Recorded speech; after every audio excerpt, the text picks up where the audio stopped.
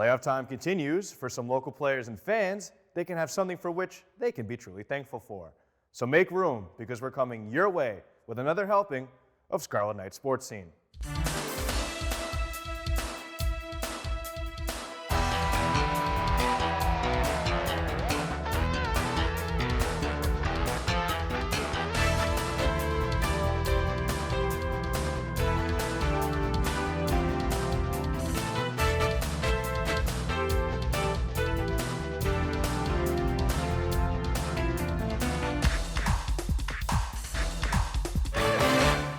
Hello everyone, and welcome to Scarlet Knights SportScene, the program that brings you highlights, scores, and more, and all of it pertaining to the North Andover Scarlet Knights.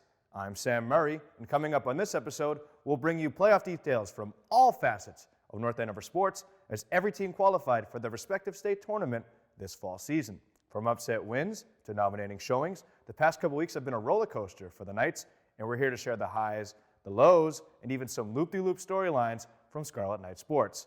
But first, we begin with the team behind the Friday Night Lights, and no, we're not talking about National Grid, we're talking about the Grid Iron Squad.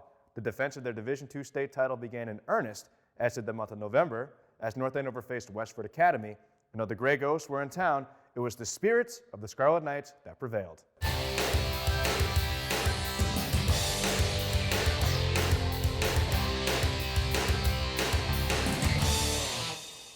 Things seemed bleak for Coach John Dobzinski's Scarlet Knight squad in the beginning of October. After a 37-20 loss to the Tewksbury Redmen on October 5th, the Knights sat at 1-3, and playoffs seemed out of the question. For a team pegged by many to defend their Division II Super Bowl title, they might not have even gotten the chance to do so. But key wins against Chelmsford, Dracut, and Billerica helped award the Knights a 4th seed in the MIAA Division II North playoffs and sparked momentum for a team eager to shed the shadow cast by the Knights' 2018 Super Bowl run. When the Grey Ghosts came to town, who were the Knights going to call? No, not the Ghostbusters.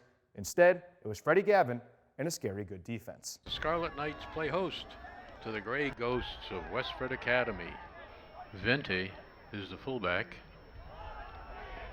There's the pitch to Gavin. This should go. Gavin down the sideline. There's the pitch. And a field shot by Sudden Sam Murray, and a great shot and a great run for a touchdown. The backs are important. As Brutus cuts, finds a lane, and he is almost gone. Tackled by the last man. Jack Roche, Jake Landry. Touchdown Knights. Retro hands to nice. Oh, incredible cutback, open field, pursuit, but he has the angle and the speed, although he is brought down. A pitch and then a pitch back. And they're down close. They think they've got it, and they have. It is now halftime in this game. And not surprisingly, North Andover Scarlet Knights have 14 and the Westford Ghosts with 7. Schimler's big, tall quarterback. And here's Matt Chico running right at you. Cutting back, he's in the clear. Chico! Yes! Touchdown Knights! Back to pass in the flat. Gavin has the end zone. Yes. To the lane. Tulane. There's a football team down there. And this one picked off, overthrown. Run back. It's a Christian Ortega. Still, there's a future player. Looking, throws another bullet, brought in by Mencia. Touchdown Knights.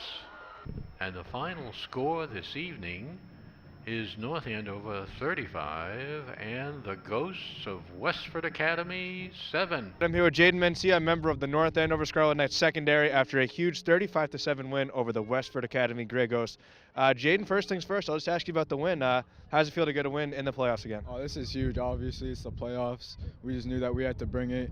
Last week we played a hell of a game. Now we knew that we had to bring it this game too. Defense, 3 takeaways this week, including you. You had a pick in the end zone. Can you just walk me through that play that you had right there? Yeah, I saw that he was gonna run a seam. Saw that the quarterback opened up and he was gonna throw it to my man. I just had to make a play there. Again, the defense, 7 points allowed again. Can you just talk about the defense's performance today? Yeah, defense. Ever since the Tewksbury game, we just got ran all over. So ever since then, we just knew that we had to step it up and bring it every game. Perfect, Jaden.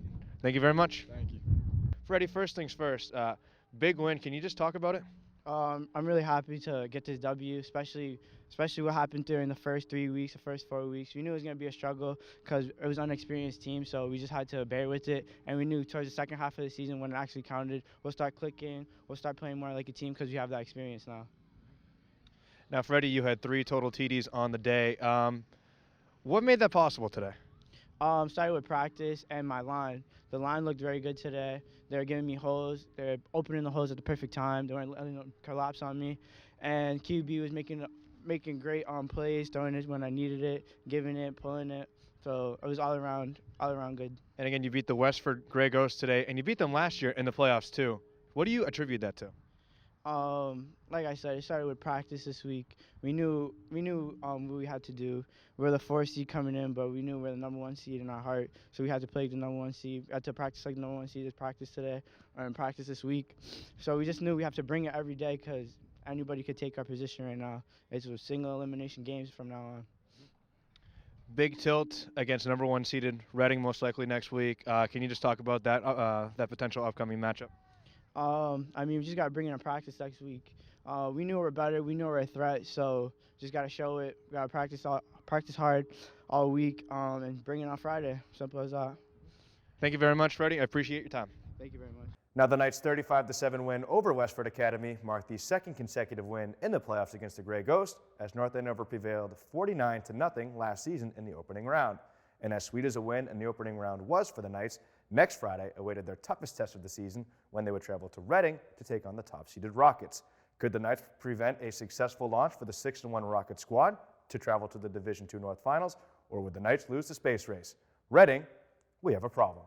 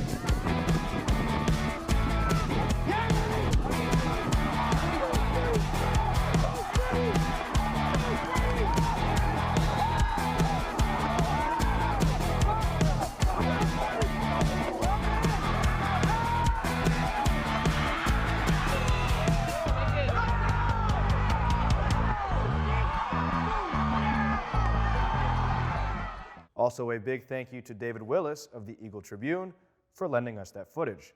Now, the Knights' win over Reading marked the first time they've defeated a 1 seed in the new MIAA sectional playoff format. It also marked the first time under John Zobzinski that they have won a playoff road game.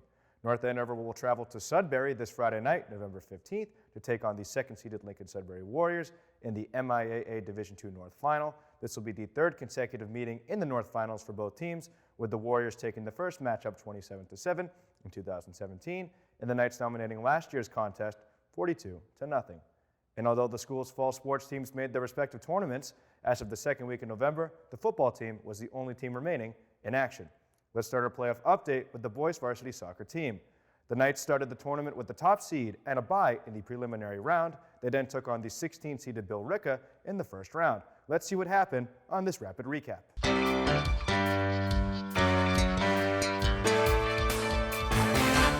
Tonight, the North Andover boys varsity team starts their run. Their first opponents, the Indians from Billerica High School.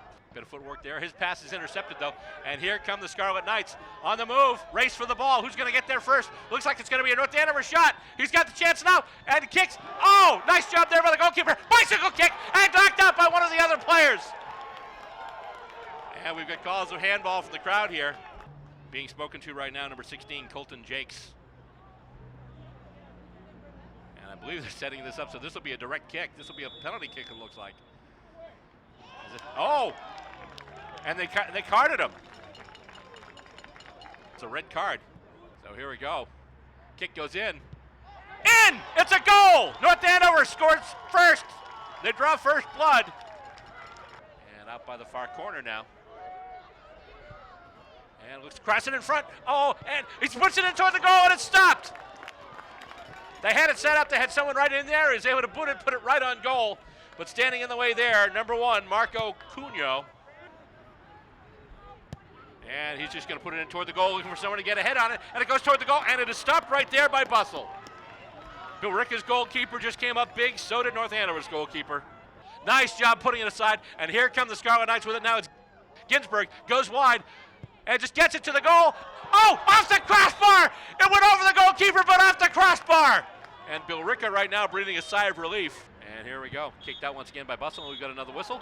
And there we go. The arms go up, and the whistle has blown. The Scarlet Knights survive. The Scarlet Knights advance. Final score here from Walsh Stadium in North Andover. The North Andover Scarlet Knights 1, and the Billerica Indians nothing. They maintained home field advantage in the quarterfinal round as number 9 Concord Carlisle came to town. The Patriots had a 1-0 lead at the half, but the Scarlet Knights tied the score with about 13 minutes left in the game. Concord Carlisle regained the lead 6.5 minutes later and then added the insurance goal late to take a 3-1 lead and an upset victory over North Andover. The boys ended the season with a record of 14-3-2. The 7-seeded girls varsity team started their tournament off with a 3-0 victory against number 10 Peabody that earned them a trip to Westford Academy to face the number 2-seeded Grey Ghost, who were coming off a first-round bye. There was no paranormal activity to be had here, however, as the favored Grey Ghosts eliminated the Knights 3-1. Coach Lisa Razanin's team ended the season with an 11-6-3 record. The varsity field hockey team also saw some success with their postseason efforts. The 13th-seeded Knights came up with an impressive upset win on the road against number 4 Belmont, stunning the Marauders with a 2-1 overtime victory. Our good friend Ernie Panos was there to capture the big moment for the Knights on another edition of the Scarlet Knights Sports Scene Family Cam.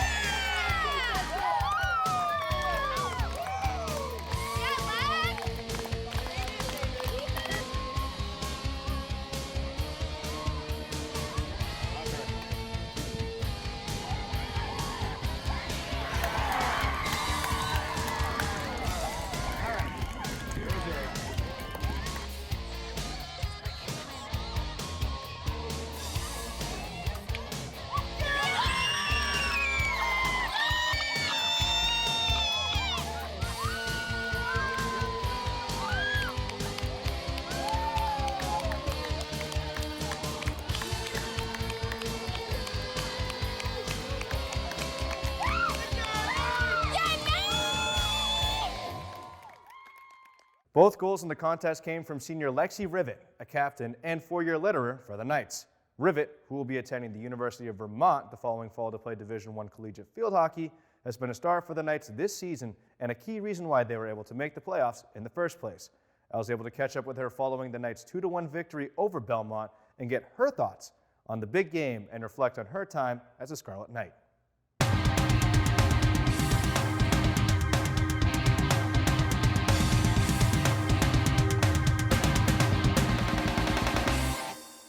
All right, I am here with the captain of the North Andover girls field hockey team, Lexi Rivet, who currently are celebrating a huge 2-1 win over the number 4 Belmont Marauders in the state tournament. Lexi, first things first, can you just talk about the win? Big win, upset win. Just what are your thoughts on it? We were all really excited after yesterday. It was coming in as a 13th seed. We were expecting good things, but you can never expect just the win straight out in playoffs. So we put in the really hard work yesterday and got the win in overtime. So we were all really hype about that. And the game itself, final score 2-1. You actually scored both goals, including the game-winning goal. Can you just talk about that and just how it feels just to go out there and perform the way you did? It was really good. We struck really early in the game off of a corner, similar to the other goal, but in overtime we got a corner call that was really awesome, and went into that. I was like, I could take the straight shot, but chances are they get a tip off of it, so I took it in a little bit and then got the shot off of that and scored. And now you are a senior on the team. You played all 4 years. Can you just talk about your tenure as a Scarlet Knight and just as a member of the North Andover field hockey team? It's been really awesome coming in freshman year, kind of having a small role on the team, like really soaking everything in. And then sophomore year playing more, junior and senior year being a captain. It's been really awesome to see how I can now lead and influence people and help them out because I know where they were. A freshman or sophomore on the team. So it's really rewarding and cool to see the other sides of it because I wasn't always like that coming into the team. And lastly, just wanted to drop this piece of trivia on you. Did you know that you and your coach share something in common? You both scored a goal in a playoff game, and particularly a game-winning goal. So congratulations. I guess you and your coach now share something in common. Awesome. Yeah, but great. So awesome. Lexi, thank you so much for taking the time. And again, they play tomorrow at Chelmsford at 4 p.m. You want to go out there and catch the game, go there. Be loud, be proud. Lexi, thank you very much for coming on. Thank you. Go Knights. Field hockey traveled to Chelmsford to take on the 12-seeded Lions on Friday, November 1st, in the next round. While the Knights would end up striking first, the Lions clawed their way back and ended up taking the match 3-2 in overtime, effectively ending the Knights' season. The Lions would lose to Acton Boxborough in the Division I North semifinals, who in turn would lose to Andover in the sectional finals. Coach Liz Day's squad finished the season with a record of 9-5-5. The girls' volleyball team was also playoff-bound this fall, as the 6-seeded Knights grabbed a big 3-1 win over the 11-seeded Lexington in the first round of the Division I North sectionals. They advanced to the second round to take on the 3rd-seeded Lawrence Lancers, where unfortunately the spikes and sets didn't go in their favor, as they were swept 3-0. Lawrence advanced to the Division I finals after beating the Haverhill Hillies in their next match 3-0, but came up short against the undefeated Winchester Sachems 3-1 in the finals. The Knights finished the season with a record of 13-7 in head coach Kristen Augustini's first year as the coach of the Scarlet Knights, and were named the Merrimack Valley Conference regular season champions in the process. Quite the impressive debut for Coach Augustini, and hopefully a good sign of what is to come. Switching gears from land to water, the girls swim and dive program made quite the splash in the MIAA North Sectional Tournament on Sunday, November 10th, hosted at Boston University. Malia Amwan continues to be a beacon of excellence for the Knights, as the sophomore finished first in the 100-meter butterfly with a time of 56.24 seconds and the 100-meter backstroke with a 56.14-second finish. Freshman Dia Ackerman-Valala also illuminated in the pool for the Knights as she took home first in the 100-meter breaststroke with a time of 1 minute and 7.05 seconds. Her and Amwan were also part of the winning 200-meter medley team with Olivia Freund and Caroline Gust rounding out the North Sectional champs, who finished with a minute and 50.33 second time. Next up for the swim and dive program is a trip to MIT on Sunday, November 17th, where the All-State Tournament awaits the hydrodynamic Knights. Meanwhile, back on dry land, we'd like to take a minute to congratulate cross-country coach Rick Delakai, who won MVC Coach of the Year honors for his work on the boys' team and the girls' team. The boys placed one runner on the MVC First Team All-Star team, that being junior Jack Bixler. Bixler was also the MVC Runner of the Year on the boys' side. There were 4 North Andover girls on the MVC First Team All-Star team, including freshman Hannah Martin, sophomore Leah Kavartnik, and juniors Courtney Dalkey and Abby Mastromonico.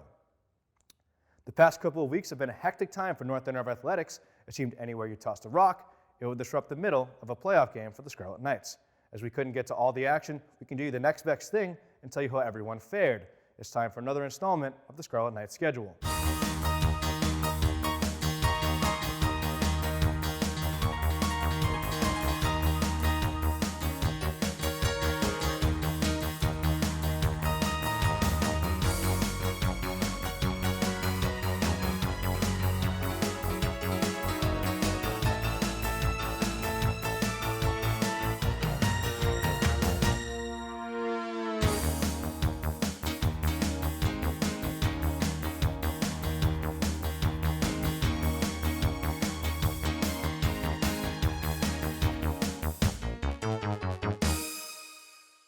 And with that, the clock reaches 0 on yet another edition of Scarlet Knights SportScene presented by Cam Sports. We also need volunteer crew members to help us cover local sports for the community. If you'd like to help out, just call us at 978-687-6570, or you can come by our new studio, 70 Main Street, Suite 202. You can also send us an email and ask how you can help out. The address is camsports@northandovercam.org. Don't forget to tune in next time as we put a bow on the fall season of North Andover athletics and begin to usher in the winds of winter sports for the Knights. You can catch all that on the next edition of Scarlet Knights SportScene, the program that always brings you highlights, scores, and more. I'm Sam Murray, and thanks for watching.